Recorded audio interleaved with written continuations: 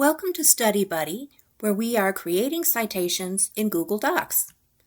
Google Docs citations can cite sources, prevent plagiarism, and reduce stress. Here's our agenda. First, we'll use a sample website source. Then we'll look at it in a sample body paragraph.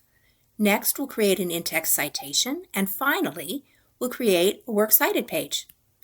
Let's get started. Let's look at our sample paragraph. The topic is this American myth of optimism. The source is the Psychology Today website. The student has included a nice long quote with quotation marks, but no in-text citation. We are going to change that. First, let's create a place for that in-text citation. So we're going to delete the period. We will replace it later when we have the in-text citation in place. Next, let's put the cursor directly in the middle between those ending quotation marks and the next sentence. There should be one space on each side. When that's done, we're ready to go to the ribbon above to the Tools menu.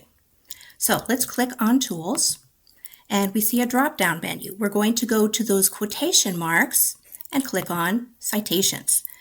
The Citations menu opens on the right. So first, we'll click on our style. That will be MLA, and we'll click on Add Citation Source. Now, our source type is a website, and naturally, websites are accessed by websites. It asks for the URL, that's the web address, for example, www something. So we're going to paste that in and click this blue search button. And we see the fields of information. Fields are simply the pieces of information, like the title, the author, the date published. If everything looks right, we're going to go to Continue.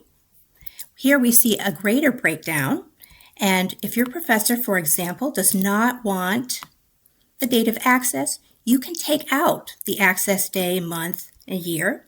We're going to leave them, so we'll click this blue Add Citation Source button.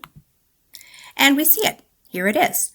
Now, you see in the gray box, we have the full citation, and over that, we have this blue word cite. That is how we insert the in-text citation. So we'll click there.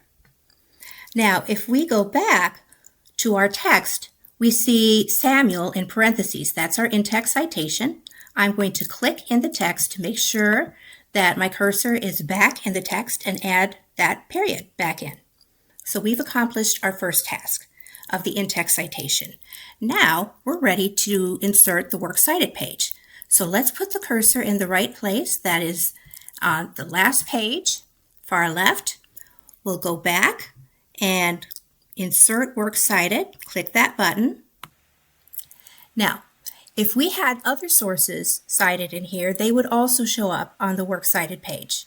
So as you add sources to your paper, you can go through these steps again, and it will keep it all in one place for you, so you don't have to worry about losing anything. Remember, let Google Docs save you time and stress by creating accurate, organized citations.